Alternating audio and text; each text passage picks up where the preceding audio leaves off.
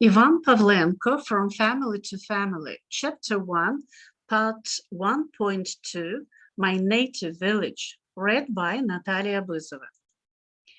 Zaozirshchina stretched on both sides of the road for a mile and a half, behind the central part of the village in the direction of Luka. To the right of the road was a lowland. There were almost no gardens there, as the soils were dominated by saline. The gardens stretched from houses to the river banks with hay fields and dugouts where women sewed linen and washed clothes. Immediately, the canvas was spread on green grass to be bleached in the sun.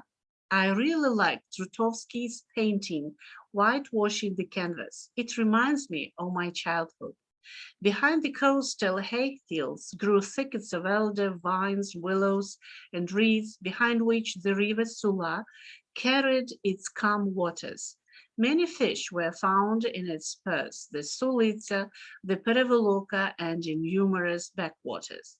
Mainly pike, elm, tench, perch, roach, crucian carp, perch. The water was clear as glass. But in the 1930s, a number of factories were built by the Sula. Their dirty waste flowed into the river, and the fish began to suffocate and die. With its water arms, the Sula formed islands ranging from 1 to 10 hectares. Those were Zelenshchina, Matvievshchina, Bratkivshchina, Ostriv, Zagutine, Noskove, Tereshkivshchina, Panasenkiv Hill, and others. There were large hayfields and reed thickets. Willows and vine grew by the water.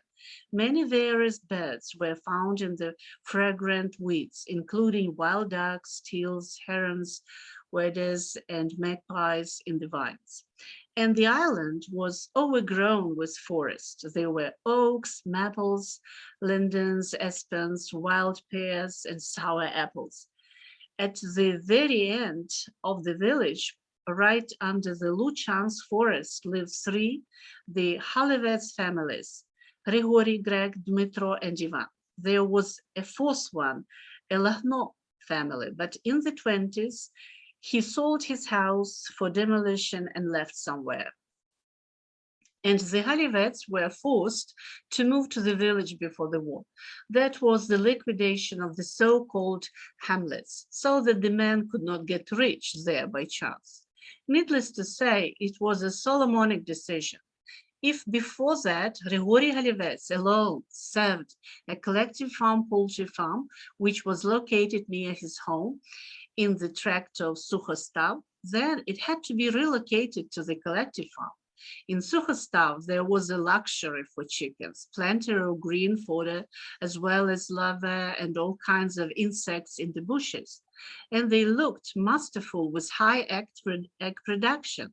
There was nothing in the new place but manure. From the very spring until the end of the harvest, they did not leave the place in front of the fence at all, so as not to ruin the crops.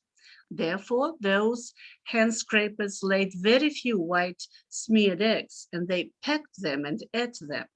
There were meadows with the best hay fields and pastures on 30 hectares near the Halevets. In addition, there were dozens of hectares of vegetables, which were also under the care of the Halevets. And when they were relocated, the vegetables became less looked after. The picture of the village would be incomplete without the deep abyss, which was formed apparently a long time ago, separating the cemetery from the highlands, which stretched over Zaozirshchina green areas. Yarovy oakland, Zarazoms, and Nabovilos with various wood, Lishche, Sukhostav, and Palison areas. The abyss was deep. On both sides of it stood rocks with bird holes, and on its bottom the road rose steeply upwards. Cattle were driven out to pastures along it, and peasants brought their grain from top to bottom from the fields and often broke carts. There was high-quality clay in the abyss. People took it for home use and making bricks. There, the boys often played the rane and war games. There were also accidents. In the late 1920s, the clay knocked down the girl Natalka Padalka Merekas, and after the war, the woman Paraska Solonucha Voronins and the 10-year-old boy Ivan Halivets Klunaks. In the spring, when the snow melted, streams ran out in the abyss and all over the plateau. And during floods and rains, streams of water rushed from top to bottom. Most of it attacked the lake, which had long existed between the central part of the village and Zaozirshina. And from the lake, water flowed through the canals, through the gardens to the riverbank, and there got to the Sula. The lake was a lowland round area of up to 2 hectares with a reservoir in the middle. According to ancient legends, in ancient times it was deep, but over the years it had grown shallow and in the summer began to dry up and overgrown with canes arrows. Pigs, geese, and ducks always grazed near the lake. There people led their cows, which shepherds then moved to pasture. In the spring and summer, the village was immersed in greenery. Small groves, rows of willows, and in some places, viburnums were scattered along the river banks. And in the yards near the houses grew apple trees, pears, plums, cherries, nuts. The village was especially beautiful when the blue evening spread its starry wings over the white houses and streets, where nightingales snorted in the woods and groves, and wonderful Ukrainian songs were heard from all corners. In past times, in the days of the Cossacks, Ataman was the main person in the village. And after the liquidation of the Cossacks and the division of Ukraine into Russian provinces, counties, and parishes, the main authority in the village was the headman as well as the clerk. Moreover, only the clerk received a small salary, and the headman performed his duties on a voluntary basis. The last village headman was Fedor Yurchenko, and the clerk was a young man from Belogorilka. They conducted their service in the house of Mikhailo Ivanovich Pavlenko, Domashenko, which stood by the lake. And after the revolution, the Deacon Olshansky's house became a team or a village council.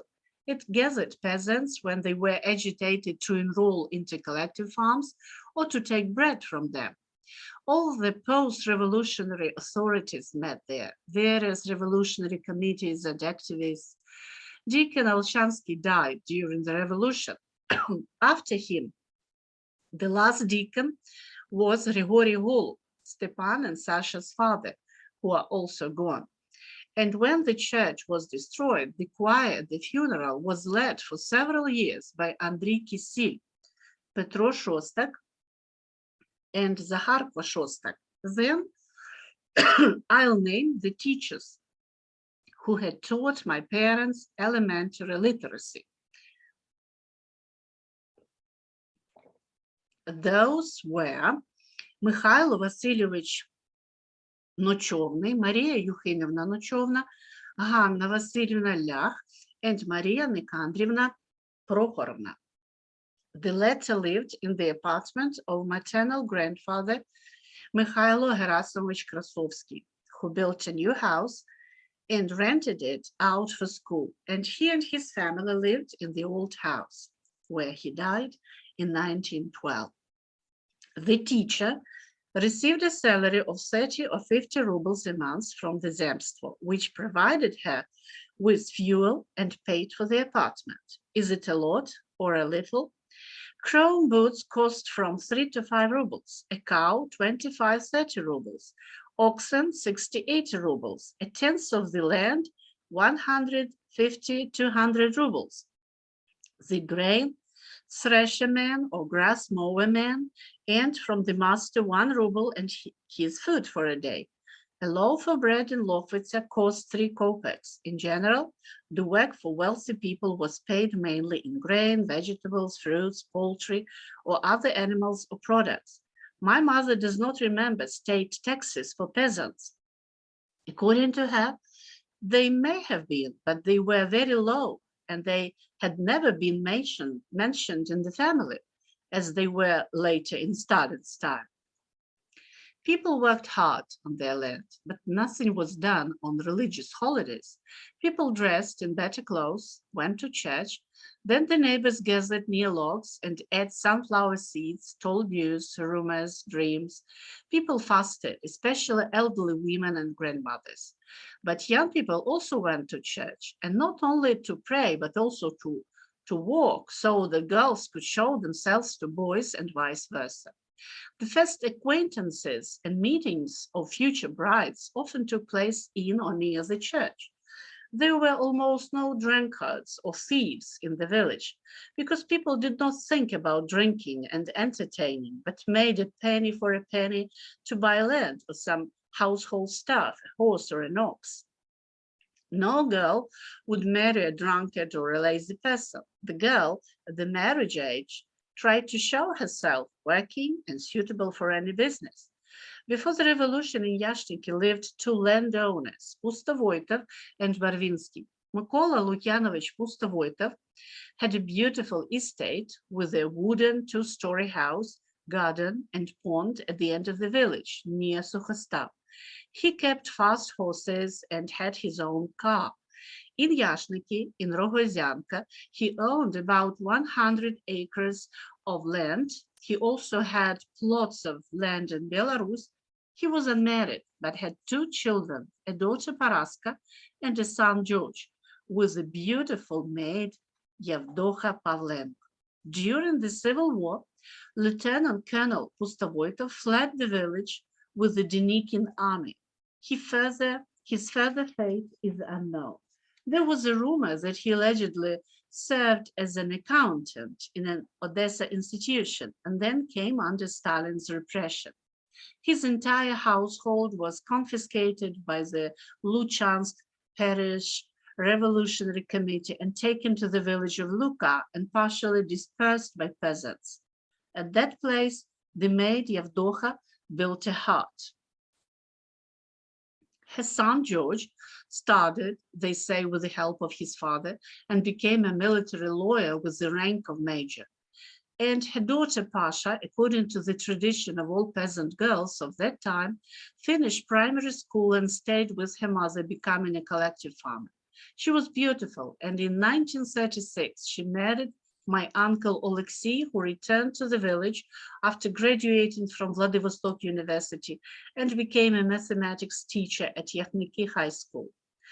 Barvinsky was the second village landowner. His estate was a stone house, garden, and vegetable garden was located in the middle of the part of the village that went beyond the realm, between Pogulyaisk and Simonchuk. He was an impoverished nobleman. He had 20 acres of land and served in the Zemstvo.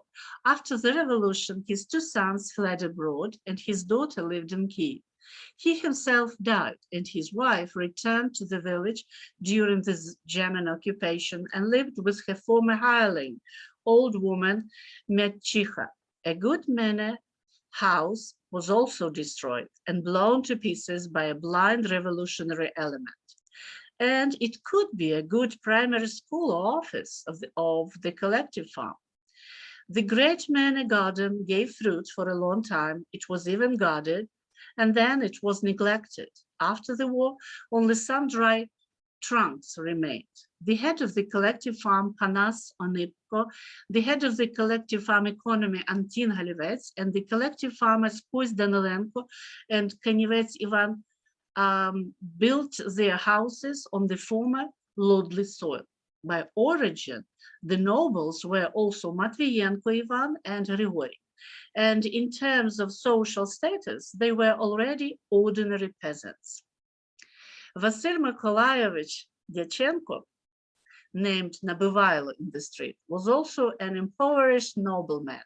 He lived opposite the lake under the mountain, had up to 20 acres of land, a beautiful garden, and a small forest. His grandfather, Artemy, was a professor at the University of Kiev, and his father, Mykola Artemovich, loved to live as a nobleman, played cards, and thus squandered most of the land. Therefore, his son Vasily already led a peasant life. He was dispossessed in 1931 together with his son-in-law Savka Nuzhny.